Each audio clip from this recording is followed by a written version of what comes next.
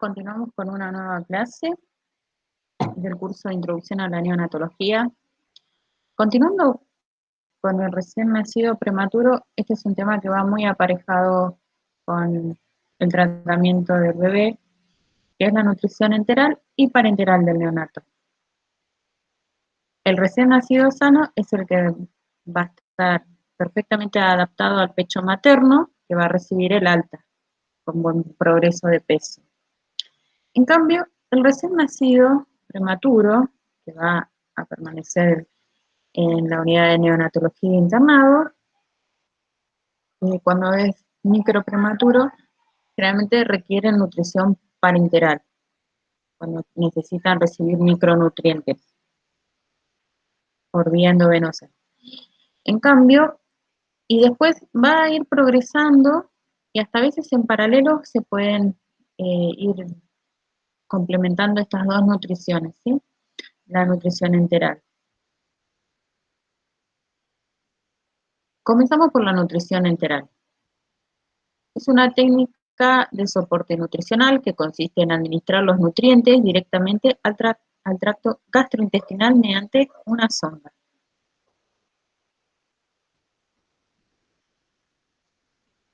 Es la administración de nutrientes por la vía digestiva.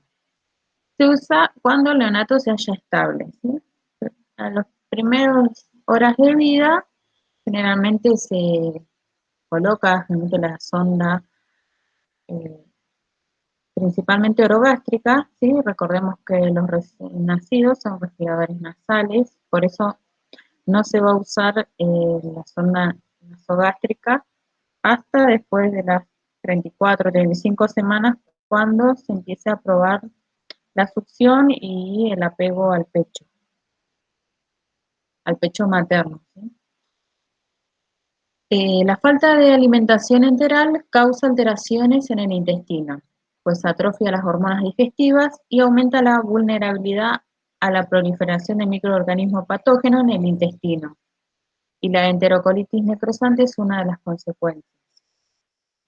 Por eso, antes de administrar el alimento, siempre hay que realizar una evaluación, hay que realizar bien los controles de signos vitales y hacer un rápido examen físico, ¿sí? Del abdomen del bebé, cómo se encuentra, si globoso, distendido. La alimentación enteral incluye la vía oral, por sonda, oral, nasogástrica. Son las primeras dos vías que vamos a ver acá en neo, ¿sí? Porque en neonatología se usa orogástrica en las primeras semanas de vida, la nasogástrica cuando ya comienza a succionar el bebé. Lo que es transpilórica, yeyuno se usa para patologías, ¿sí? Del tracto digestivo, y van a encontrar también en bibliografía que van a hablar de hasta gastrostomía, ¿sí? Como nutrición enteral, ¿sí? Pero para que se realice la gastrotomía va a pasar un tiempo donde el bebé ya va a cumplir más de 20 semanas, más de 28 días de vida, donde ya va a ser un paciente pediátrico, ¿sí? Que este tipo de intervenciones son más realizadas en pacientes pediátricos. Siempre se prefiere la leche materna. Se tiene que comenzar, tiene que recibir el calostro y posteriormente la leche de transición y recibir la leche materna. Y cuando no es posible, por diferentes motivos, porque no todas las mamás son iguales y no todas tienen la misma producción de leche materna, a veces no se llega a poder extraer una buena cantidad de leche, y en esos casos se recurre a fórmulas artificiales. Y hay una variedad para poder administrar. Tenemos las fórmulas especiales que son para prematuros y también con alteraciones digestivas, hay leches hidrolizadas, antirreflujo, todo eso va a requerir una evaluación constante. La alimentación enteral en el prematuro. El aparato digestivo del prematuro tiene una serie de limitaciones anatómicas y funcionales para que pueda tolerar la nutrición enteral. Una vez iniciado el vaciamiento gástrico del prematuro, generalmente es similar al recién nacido de término y la movilidad intestinal es similar. Se produce en las primeras 24 horas después del nacimiento y al prematuro le lleva un poco más de tiempo, ¿sí? Poder tolerar. Recuerden que ellos en el estómago tienen una reserva de líquido amniótico que fueron deglutiendo durante el tiempo intraútero. Entonces, hasta que se resuelva el tema del líquido, a veces lo pueden eliminar en forma de residuo, con vómito, o a través también realizar toda su digestión y ser eliminado en forma de meconio. La digestión y la absorción de las proteínas en el recién nacido prematuro son eficientes. La absorción de hidratos de carbono es limitada por déficit de lactasa. Pero incluso así, el prematuro tiene capacidad de digerir y absorber los nutrientes presentes en la leche materna. Pese a estos obstáculos, empezar tarde la alimentación enteral tiene efectos más negativos para las funciones gastrointestinales. Eh, Hay reducción de la actividad enzimática, hay acortamiento de vellosidades intestinales y hay afinamiento de la mucosa, alteración del sistema inmunitario del intestino. ¿Sí? Recuerden que parte de las defensas también eh, son parte del intestino delgado. Al comenzar la alimentación enteral se estimula la proliferación celular. Así se reduce la atrofia intestinal, estimula la producción de hormonas, enzima digestiva y regula las funciones inmunitarias.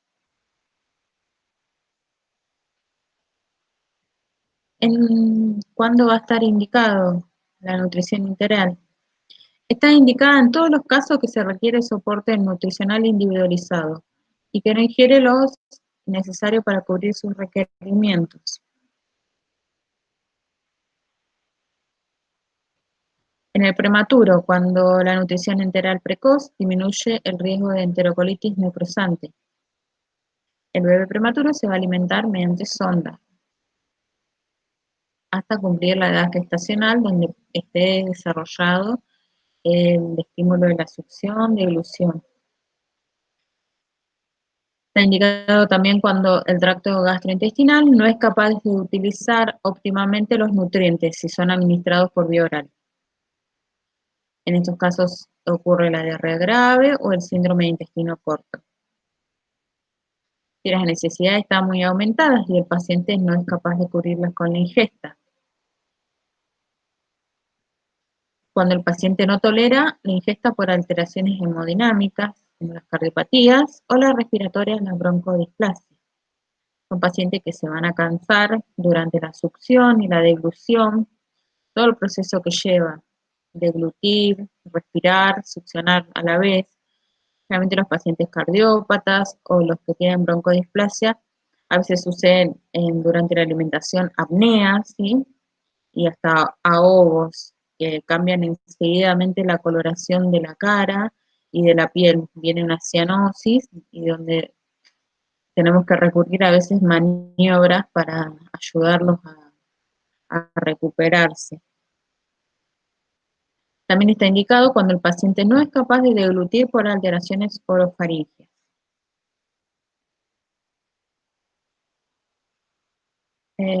¿Cómo vamos a elegir las fórmulas para los lactantes? ¿Sí? La leche materna es la de elección.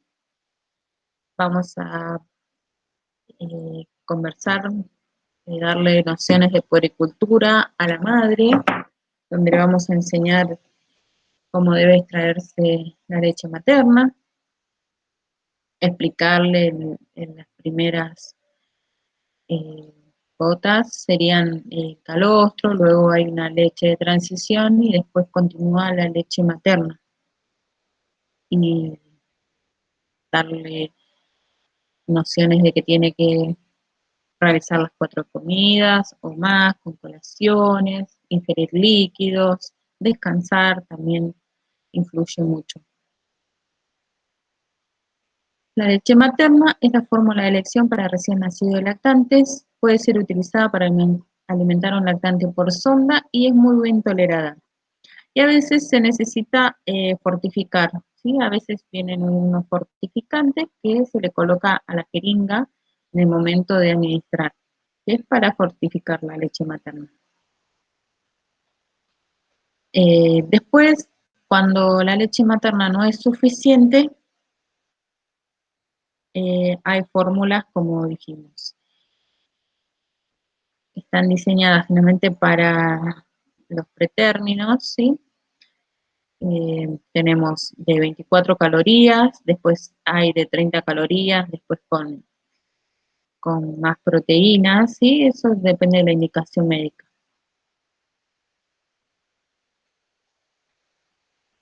En neonatología, ¿sí? Se usa la sonda orogástrica, ¿sí? Que es colocada por la boca, exactamente como se coloca en un adulto. Tiene que realizar la medición del lóbulo de la oreja, la punta de la nariz, de la punta de la nariz al apéndice cifoide, ¿sí?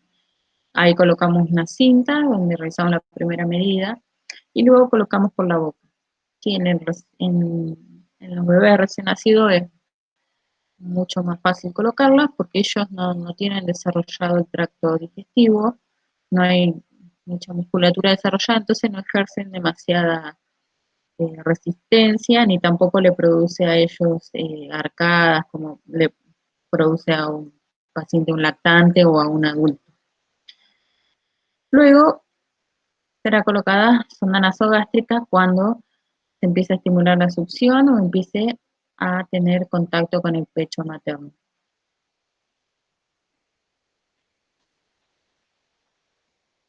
Tenemos que tener cuidado durante la preparación y el almacenamiento de las leches maternas. Cuando haya que reconstituir fórmulas, ¿sí? A veces viene en polvo la leche, siempre prepararla con agua segura. Se usa generalmente agua destilada para no estar manipulando aguas hervidas, ¿sí? Se reconstituye con agua destilada, se puede hacer la cantidad que va a consumir en ese momento o un poco más. Después toda fórmula materna tiene que mantenerse durante un día en la heladera, ¿sí? Dura 24 horas. Lo mismo cuando nos traen leche materna, eso dura un día, ¿sí? Por eso tenemos que pedir la cantidad exacta y a veces un poquito más con lo que podemos contar. Porque a veces van aumentando el aporte o el bebé también puede no saciarse, querer comer un poco más y le vamos a dar un poco más de leche, siempre y cuando el estado general del bebé nos permita. Puede estar 4 horas a temperatura ambiente y bueno, las que son de elección, las que se prefiere, son las botellitas que vimos anteriores, ¿sí? Donde yo retiro con una jeringa, porque son una tapita rosca, retiro lo que voy a usar, lo vuelvo a tapar y vuelve a la heladera. Eh, con respecto a la leche materna, todo lo que se use el aparato de extractor, ¿sí? A veces en la misma neo se utiliza con el sistema de aspiración, se usa también el sacaleche. Todo eso tengo que entregarlo ya esterilizado. Una vez que se realizó la extracción del pecho, ¿sí? En un principio, cuando recién sean las primeras horas del puerperio, eh, tengo que trabajar la estimulación más que nada. Hay madres sí que tienen buena producción de leche, pero mientras tanto tiene que sacarse en un lapso de cada 3 horas, 10-15 minutos de cada pecho, sin torturarse, ¿sí? Ejercer una leve succión con el sacaleche, puede ser manual o puede ser eléctrico, puede salir o no contenido, y todo eso se va a ir, así sean unos pocos centímetros, todo eso se va a extraer de forma lo más limpia posible. Generalmente lo preparamos de manera estéril, con guante estéril, un campo estéril, con jeringa estéril, para fraccionar los mililitros exactos que tenga que tomar el bebé. y conservarlos en la heladera, siempre bien rotulados, porque no va a ser el único que va a comer. Y luego de usar todos esos sacaleches, generalmente se lavan con todos los detergentes enzimáticos, hasta a veces lavandina, y después va a pasar a un esterilizador. Generalmente en las unidades tenemos como un contenedor de plástico que lleva 3 minutos en el microondas con un poco de agua y ahí se esteriliza. A veces hay otros eléctricos de distintas marcas y ellos en la casa lo pueden hacer con agua hervida en una cacerola. Cuando voy a conservar leche materna, lo puedo hacer, como dije anteriormente, con todo el material estéril, campo estéril, jeringa estéril, agujas para tapar el, el pico de la jeringa, o si ya viene en gran cantidad, lo puedo colocar en un biberón estéril. Generalmente tenemos biberones de vidrio, y si son de plástico también tiene que estar todo en envase estéril, bien rotulado, con fecha y el nombre y apellido del bebé, para no confundirse, y siempre manipularlo lo más limpio posible. Eh, bueno, el área donde vamos a preparar, debemos estar lo menos canal dando vuelta, y dedicarnos solo a eso, ¿sí? Solo preparo el material, luego me retiro todos los guantes, y siempre tiene que estar refrigerada. Y también cuando a la madre se le da el alta, ella puede continuar las extracciones en la casa, siempre explicándole las técnicas de esterilización de los materiales, la esterilización de los materiales con que se realiza la extracción previo lavado de manos, y rotulando cada extracción. 2 extracciones la puede guardar en un mismo contenedor. A veces hay unos especiales para leche materna, y si en caso que no tenga estos, puede tranquilamente cualquier contenedor de plástico, bien lavado, conservarla ahí. A veces también los mismos frascos estériles donde se realizan los cultivos, puede comprar varios y tenerlos eh, especialmente solo para conservar leche materna. Y le vamos a explicar que, bueno, si la refrigera, puede durar 6 meses, ¿sí? Siempre bien rotulada, y la puede trasladar al hospital refrigerada, ¿sí? Con congelantes en una tipo lonchera o en un contenedor hermético, o congelada también la puede traer. Siempre para descongelar lo puede hacer en eh, ambiente a temperatura ambiente, sino también lo puede realizar a baño María, ¿sí? Baño María es colocarlo en un recipiente, agua templada, más tirando a caliente, y ahí coloco el recipiente sellado, ¿sí? Que haya un traspaso de calor.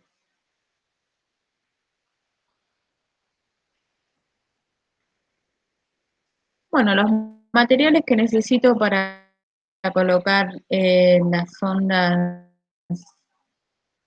nasogástricas u orogástricas, ¿sí?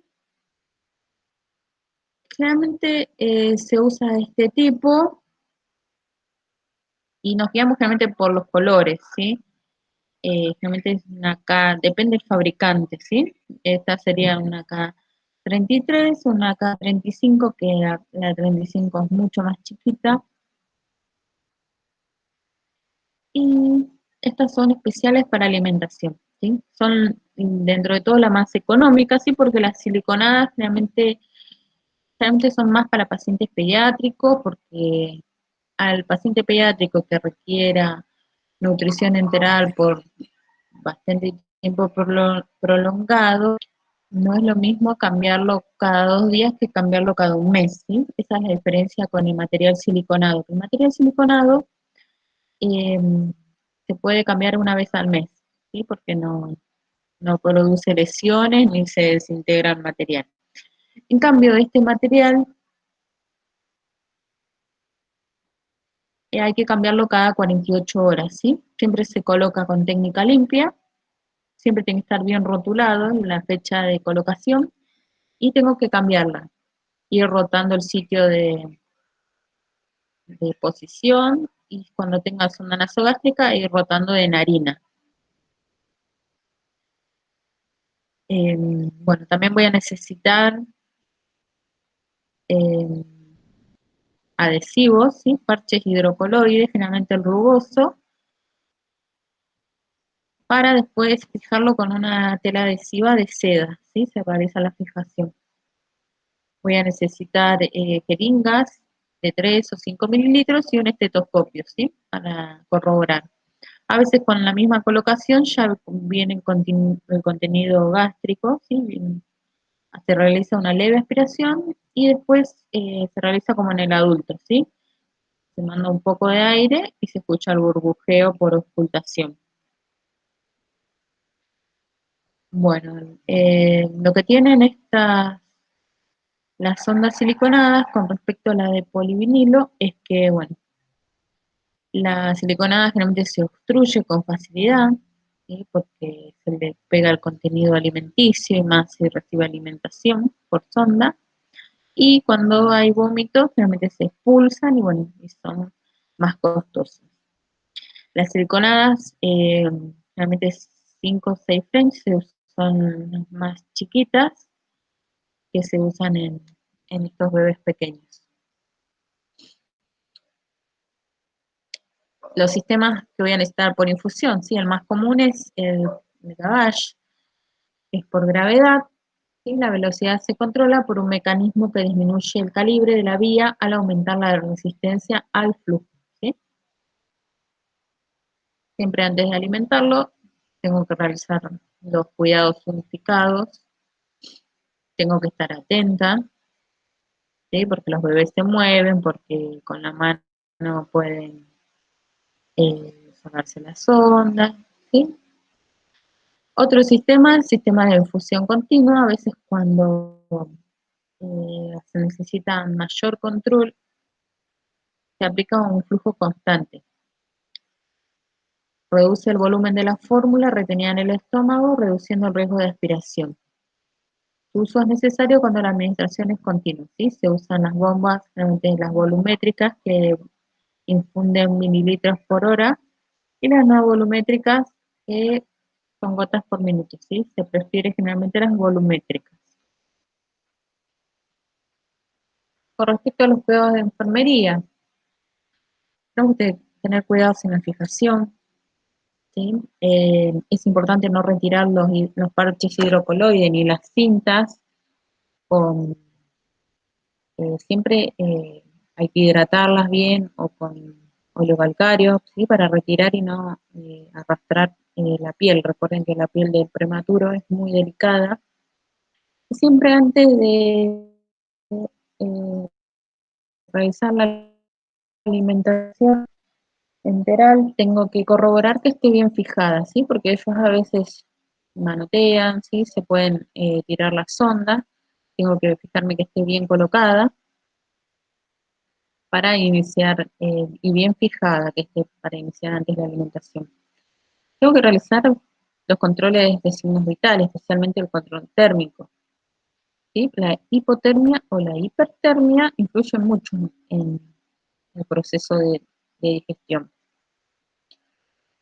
Está con hipotermia o hipertermia, va a tener vómitos generalmente, no va a tolerar la alimentación. Tengo que realizar los cuidados unificados antes de alimentar, Antes de alimentar voy a controlar los signos vitales, como dije anteriormente, tengo que realizar el cambio de pañal, higiene y confort, si tengo que realizar alguna rutina de laboratorio, cambio de sábana, se realiza todo junto. Luego que realicé todo eso y el bebé queda confortable, estoy en condiciones de alimentarlo. Tengo que registrar siempre la cantidad.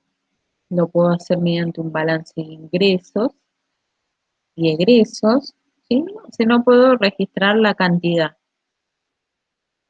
y realizar también la sumatoria. Es importante que realice, porque mediante esto también requiere un control ponderal, ¿sí? Porque el peso del bebé se toma a diario y mediante eso se van aumentando el aporte. Y tengo que registrar cualquier eventualidad, ¿sí? Si hay vómitos, si no hubo ingesta por cierto motivo. Registrar también si toma pecho y se cansó, se durmió y el resto pasó a gavage, ¿sí? Cuántos minutos toma de pecho. Todo eso es importante registrar y comunicar. A veces también cuando son muy pequeños hay que cuantificar el residuo gástrico, ¿sí? Realizo una leve aspiración de la sonda a ver si pudo digerir bien. A veces cuando no es solo alimento y tiene distintas coloraciones el residuo, nos da la pauta de alguna alteración en el tracto gastrointestinal.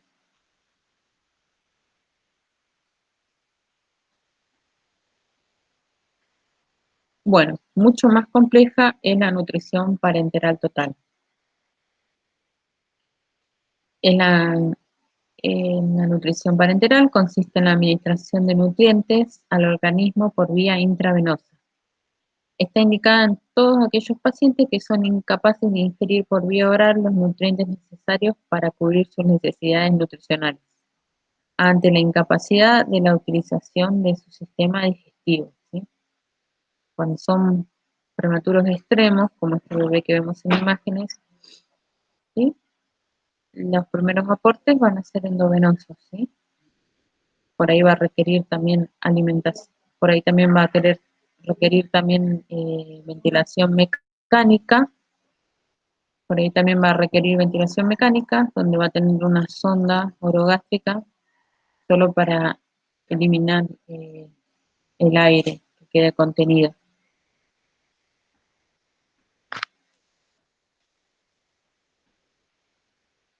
¿Cuándo está indicado? Cuando el recién nacido de término es de muy bajo peso.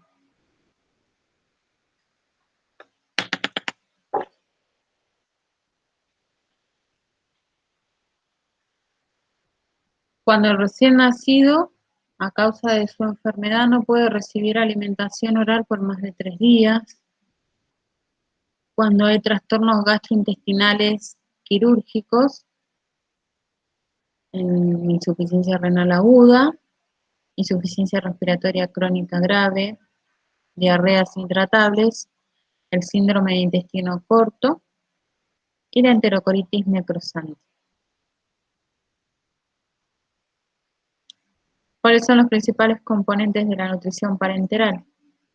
Carbohidratos, glucosa de diferentes osmolaridades. Hay lípidos, electrolitos, sodio, cloro, potasio, calcio y magnesio, oligoelementos, zinc, cobre, magnesio, cromo y vitaminas. Realmente la nutrición parenteral la prepara un laboratorio específico donde se comunican con la neonatología y se pasa exacta las medidas porque esto se va a administrar, depende del peso, todo esto lo calcula el neonatólogo. La cantidad de cada componente especialmente viene preparada para cada paciente. Después hay una fórmula que es especial que se llama parenteral cero, que a veces realmente los nacimientos prematuros eh, suceden y por ahí no se llega a pedir al laboratorio, entonces mientras tanto se va a infundir la parenteral cero. Luego que se infunde, porque está especialmente preparada para dar inicio a la nutrición parenteral en el primer día de vida, hasta que se resuelva eh, preparada individualmente es la preparación de cada bebé. Entonces cuento con la parenteral cero y después hay laboratorios específicos que se dedican como Fresenius, se dedican a la preparación de este tipo de nutrición, que son transportadas refrigeradas y también su conservación apenas llega el transporte, ¿sí? Se colocan en la heladera, ya vienen rotuladas y generalmente viene con el filtro que hay que pasar. Los materiales para prepararlo generalmente vienen con una bolsa, ¿sí? Que generalmente es para la protección,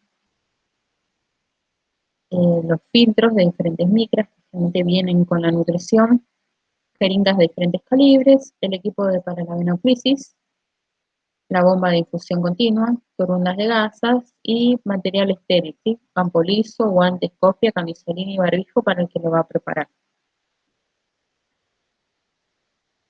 Las vías de administración son por acceso venoso central, puede ser por cateterismo umbilical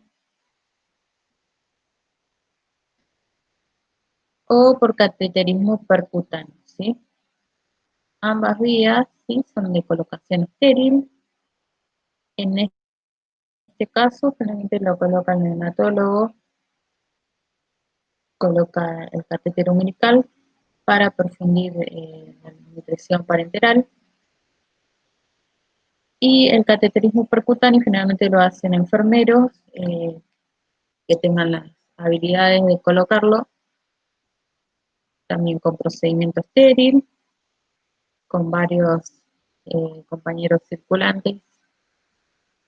Va a requerir una vena y donde se va a colocar, se va a realizar la punción y se va a colocar el catéter que previamente medido va a llegar hasta la aurícula del corazón. Realmente ambos tipos de cateterismo tienen una vida útil de 2 semanas y tenemos que observar todo signo de extravasación, generalmente cuando ya no, no, no está perfundiendo en la canalización umbilical, generalmente en los miembros inferiores se ve una coloración eh, oscura, mucho más oscura que la cianosis, se empiezan a ver los miembros inferiores, generalmente los dedos de los pies, que empiezan a oscurecer, como si estuviese obstruido algún vaso que no permite que perfunda hasta los miembros inferiores.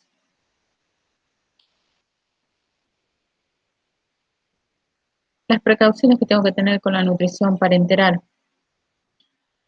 La tengo que utilizar en las primeras 24 horas posterior a su preparación, ¿sí? En el momento que voy a preparar, me tengo que vestir estéril, preparar todos los materiales y dura 24 horas. En 24 horas tengo que volver a colocar una nueva nutrición parenteral. Siempre la voy a administrar por bomba de infusión para la administración de la nutrición parenteral. Llevar un control estricto por un flujo de horas. Y también tengo que tener un estricto balance de ingresos y egresos. Aplicar adecuadamente las medidas de conservación y refrigeración, que no se va a administrar en el momento y debe mantenerse a una temperatura de 4 grados centígrados. La tengo que retirar antes de administrar, ¿sí? No la puedo administrar eh, inmediatamente sacada del refrigerador, ¿sí? La tengo que tener a una temperatura ambiente. Se recomienda preparar al momento de administrar para evitar la contaminación o precipitación de la mezcla. Evitar usar la vía para otros propósitos, ¿sí? Por ejemplo, si tengo la vía umbilical o la vía parenteral, la tengo que usar exclusivamente para administrar la nutrición parenteral, ¿sí? No puedo administrar medicación, por ejemplo, inotrópicos, antibióticos o expansores, ¿sí? Hay muchos electrolitos y vitaminas que se inactivan o precipitan al interactuar con otros medicamentos, ¿sí? Si requiere antibiótico-terapia o administración de drogas inotrópicas, debo colocar otra vía, ¿sí? Se coloca a veces una vía periférica o se coloca otra vía percutánea. O a veces perfunde la nutrición parenteral por la vía percutánea y se usa los catéteres umbilicales para extracciones de sangre o para administrar medicamentos. Bueno, los cuidados de enfermería, ¿sí? Siempre son importantes los controles de signos vitales y enfatizar la frecuencia cardíaca, ¿sí? En caso de hipervolemia o hipovolemia va a estar impactado en este parámetro. Tengo que pesar diariamente al recién nacido e hay que llevar un estricto control de la evolución del paciente. Realizar balances de ingresos y egresos, ¿sí? Todos los ingresos se cuantifican y todos los egresos también, ¿sí? No solo diuresis, catarsis, sino también residuos, extracción de sangre, así sean 1 o 2 mililitros, 3 mililitros de sangre, también cuenta como egreso. Se debe cambiar el equipo de venoclisis y filtros, ¿sí? Las tubuladuras, ¿sí? Todo eso se cambia. Empieza una nueva nutrición parenteral con todo el equipo de venoclisis nuevo. Esto se hace para evitar infecciones y el cúmulo de residuos, ¿sí? Que puede provocar tromboembolismo. Se aconseja reservar la vía distal de los miembros superiores para administrar nutrición parenteral, ¿sí? Son los mejores vasos para colocar la vía percutánea. No tengo que realizar funciones cuando esté colocado el catéter percutáneo, ¿sí? Por ejemplo, si está colocado en un miembro superior, en ese miembro no voy a realizar punciones, ¿sí? Extracciones de sangre o colocar algún catéter periférico, ¿sí? Porque hay un riesgo de perforar este catéter percutáneo. Y si se perfora hay riesgo de extravasación y hay que retirarlo y volver a colocar uno nuevo, ¿sí? Hay que evitar las intervenciones innecesarias. No se debe utilizar llave 3 vías para administrar porque se acumulan residuos. En caso de utilizarlo, tengo que realizar perfectamente los lavados. El frasco bolsa no debe permanecer instalado en el paciente por más de 24 horas. Observar la mezcla constantemente en el momento que se está administrando en busca de precipitaciones y turbidez. En caso de aparecer, retiro inmediatamente, ¿sí? Y bueno, llega a ocurrir eso o llega a terminarse antes de tiempo, tengo que colocar una solución de dextrosa al 10%. Por más que esté limpia, la coloco para mantener esa vía permeable. Muchas gracias. Hasta acá llegamos con nuestra clase de nutrición enteral y parenteral.